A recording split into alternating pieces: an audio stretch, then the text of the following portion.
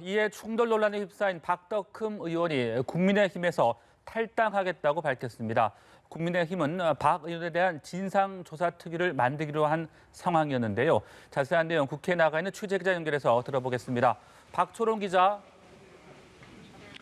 가족 명의의 건설 회사를 통해 피감기관으로부터 수천억 원대 공사를 따낸 의혹에 휩싸인 박덕흠 의원이 국민의힘 탈당을 선언했습니다.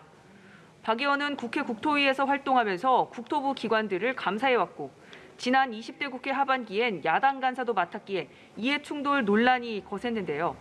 박 의원은 기자회견을 열어 진실을 규명하면서도 당에 부담을 주지 않도록 당적을 내려놓기로 했다고 밝혔습니다. 그러면서 자신을 향한 모든 의혹은 사실 무근이라고 강조했습니다. 직위를 이용해 개인의 사리 사욕을 채우는 일은 없었던 겁니다. 박 의원은 현 정권이 정치적 의도를 갖고 자신을 희생양 삼아 위기 탈출을 하려 한다며 조국 전 법무부 장관과 윤미향 의원, 추미애 법무부 장관을 거론하기도 했습니다.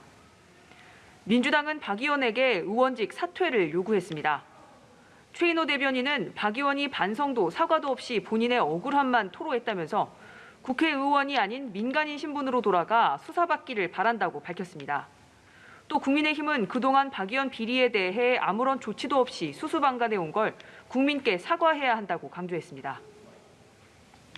네, 그리고 코로나19 극복을 위한 7조 8천억 원 규모의 4차 추경안이 지난밤 국회 본회의를 통과를 했는데요.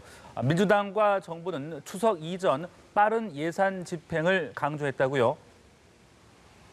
네, 그렇습니다. 민주당과 정부는 추석 연휴가 시작되기 전 대부분의 지원금 지급이 완료돼야 한다는 점을 강조했습니다.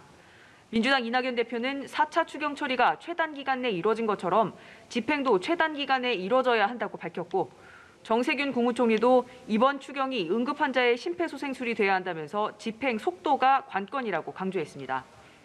민주당과 정부, 청와대는 내일 아침 협의회를 열어 추석 전 예산 조기 집행 방안을 마련합니다. 추경안 논의 과정에서 13세 이상 전 국민에게 통신비 2만 원을 지급하기로 했다가 선별 지급으로 회귀한 것을 놓고선 여당은 물론 야당도 송구하다는 입장을 밝혔습니다. 방송기자클럽 토론회에 참석한 이낙연 대표는 오락가락했다는 말을 달게 받겠지만 정부 여당 원안을 끝까지 고집하고 관철하는 게 좋은 건 아니라고 말했습니다. 국민의힘 성일종 비대위원도 상당히 죄송스럽게 생각한다고 밝혔습니다. 추경안에 이어 내일은 민생법안 처리를 위한 본회의가 예정돼 있습니다. 오늘 여야는 잇따라 상임위를 열고 내일 본회의에서 처리할 법안을 심사 중입니다. 네, 그런가 하면 이 보수단체가 개천절 드라이버 스루 집회를 예고해 논란이 일고 있는데요. 이에 대한 여야 입장은 어떻습니까? 네, 정부가 개천절 집회 자제를 요청했지만 옛 미래통합당 김진태 민경욱 전 의원은 개천절에 차량을 이용한 드라이브 스루 집회를 열자고 주장해 논란입니다. 관심을 끈 건 이에 대한 국민의힘 입장입니다. 주호영 원내대표는 어제에 이어 오늘도 방역과 교통에 방해가 안 된다면 드라이브 스루 집회는 헌법상 권리라고 밝혔습니다. 민주당은 이런 주장을 강하게 비판했습니다. 노웅래 최고위원은 상식적으로 광화문 내거리를 막고 집회를 하는데 어떻게 교통과 방역에 방해가 되지 않느냐는 거냐며 김종인 비대위원장의 개천절 집회 자제 요청은 결국 쇼였다고 말했습니다. 지금까지 국회에서 전해드렸습니다.